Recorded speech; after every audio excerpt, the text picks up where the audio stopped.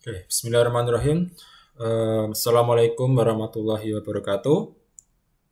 Kita mulai mata kuliah fisika teknik ini ya, di materi yang namanya fluid motion ya, atau ini masuknya adalah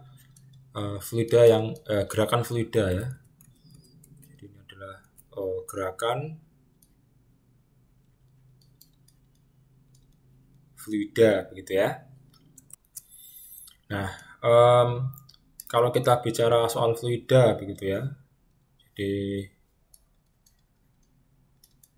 fluida ya, yang dimaksud fluida itu dia ada dua ya. Jadi ada yang namanya cairan ya, dan satunya lagi gas gitu ya. Jadi fluida itu lebih banyak ini ya, ke arah cairan dan gas ya. Nah, nanti akan ada yang namanya solid ya. Kalau solid itu padatan ya. Nah, tapi pada bab kali ini kita akan banyak bicara fluida dan dikhususkan di yang cairan ya. Yang gas itu nanti ada tapi tidak pada pertemuan kali ini ya. Jadi lebih banyak kita akan bicara terkait cairan ya. Ya, tapi nanti kita lihat saja ya kira-kira akan seperti apa bab ini berbicara begitu ya. Nah, ini di buku yang sudah tadi saya sampaikan ya, ada di bab ke-15 ya, terkait gerakan fluida. Oke, kita coba pelajari satu-satu gitu ya, terlebih dahulu. Nah, oke, di poin pertama ya, ada density dan pressure ya. Nah, apa itu density ya? Jadi density itu ya artinya adalah massa jenis ya, massa jenis ya, sedangkan pressure ya itu adalah tekanan ya. Oke, coba kita baca. If we could observe a fluid on the molecular scale, you will find large number of molecules in continuous motion ya, colliding frequently with each other and with the walls of their container ya. Jadi kalau kita pahami dari kata-kata ini gitu ya. Jadi kalau misalnya kita punya kontainer gitu ya, atau wadah lah ya. Nah, kemudian di sini ada fluida ya, kita anggap itu cairan gitu ya. Nah, kalau kita zoom kan dia pasti ada molekul-molekulnya ya. Molekul apa ya? Molekul H2O gitu ya. Nah, jadi molekul air ya, atau water ya, water molekul gitu ya. Nah, ini ada titik-titik gini ya. Ini kalau kita zoom dengan menggunakan mikroskop super canggih begitu ya. Nah, kalau kita amati antara partikel dengan partikel lainnya itu dia akan saling bergerak begitu ya. Dia saling bertumbukan begitu ya. Yang ini ke sana gitu ya. Ini ke sana ya. Tapi intinya adalah mereka bertumbukan, dan juga partikel-partikel ini juga bertumbukan dengan ya saling bergerak gitu ya. Bertumbukan dengan dinding gitu ya. Dinding atau wall.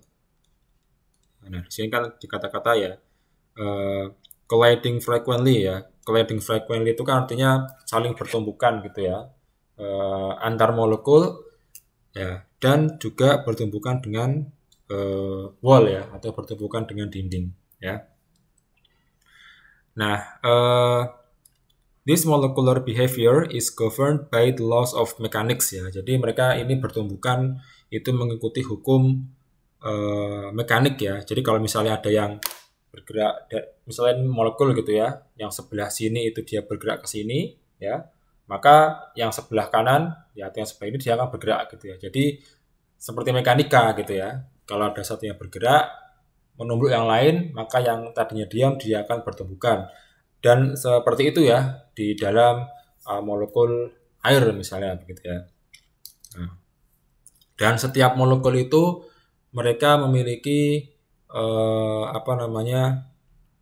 gayanya masing-masing gitu ya. Jadi satu molekul ini dia akan bertumbukan ini, dia ada gayanya. Kemudian ketika yang ini bergerak kemana gitu ya, dia akan mempengaruhi molekul lainnya ya. Sehingga dalam satu kontainer itu begitu banyak gaya-gaya kecil gitu ya, gaya-gaya kecil yang terjadi akibat tumbukan antar molekul ya, atau tumbukan antara molekul dan dinding seperti itu. Nah, kita lanjutkan. And in principle we could study fluids by applying those laws to all the individual molecules gitu ya. Jadi kita ini bisa mempelajari bagaimana pola gerakan gitu ya dari cairan gitu ya, dilihat dari perilaku individual molekulnya ya. Jadi kita lihat satu persatu molekulnya gitu ya, gimana interaksi mereka ketika ada satu bergerak mempengaruhi gerakan yang lain gitu ya. Nah, tapi perlu kita ingat gitu ya, but even a drop of water contains about 10⁻21 ya molecules ya. Jadi dalam sebuah tetesan gitu ya, tetesan air gitu ya, a drop of water gitu ya, tetesan air gitu ya. Jadi bagian ini tetesan air gitu ya. Ini katakanlah drop of water ya, itu ada sekitar 10⁻21 ya. 10⁻21 ya molekul ya. Nah, ini jumlah yang sangat banyak, dan bayangkan kalau misalnya kita harus menghitung interaksi gaya gitu ya, satu molekul dengan molekul lainnya ya, itu kan pasti akan sangat berat dan membutuhkan waktu yang sangat lama. Bahkan kita melakukan seumur hidup pun juga tidak akan selesai gitu ya. Bahkan di sini dikatakan to calculate the motions of all those molecules will take the fastest computers ya. Jadi harus menggunakan superkomputer ya, komputer paling cepat ya, many times the age of the universe ya, komputer paling cepat dan seumur alam semesta ya. Kita nggak tahu kapan kiamat gitu ya, tapi yang jelas kalau kita mau melakukan itu maka kita butuh pertolongan ya, komputer paling cepat di dunia, dan melakukannya selama umur alam semesta. Itu sangat tidak mungkin begitu ya. Nah, sehingga perlu ada penyederhanaan gitu ya, sehingga kita itu tidak menghitung partikel demi partikel begitu ya. Nah, sehingga perlu ada penyederhanaan begitu ya. Oke, kita lanjut ke halaman kedua. Nah, penyederhanaannya adalah dengan menggunakan konsep density dan pressure gitu ya. Because the number of molecule is so large gitu ya, karena jumlah molekul sangat besar ya, we approximate a fluid by considering it to be continuous rather than composed of discrete particles ya. Jadi kita menggunakan approximate ya. Approximate itu artinya ngira-ngira ya. Kita menggunakan kira-kira ya, atau pendekatan gitu ya. Ya, dengan menganggap fluida itu satu kesatuan gitu ya, bukan sebagai sesuatu yang disusun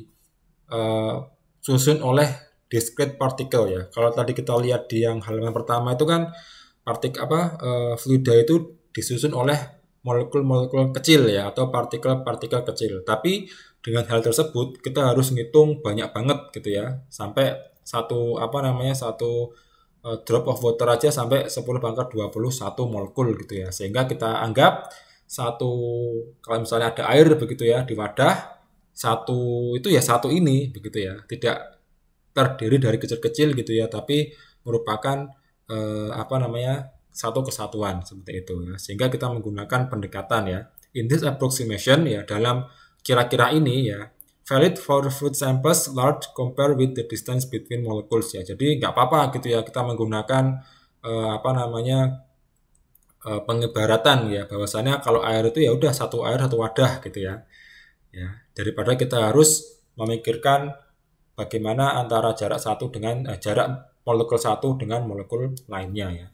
We describe the fluid by specifying macroscopic properties ya, such as ini ya, density dan pressure ya. Jadi kita jadikan satu saja ya, dan nanti muncul ya besaran yang dinamakan dengan density dan pressure gitu ya.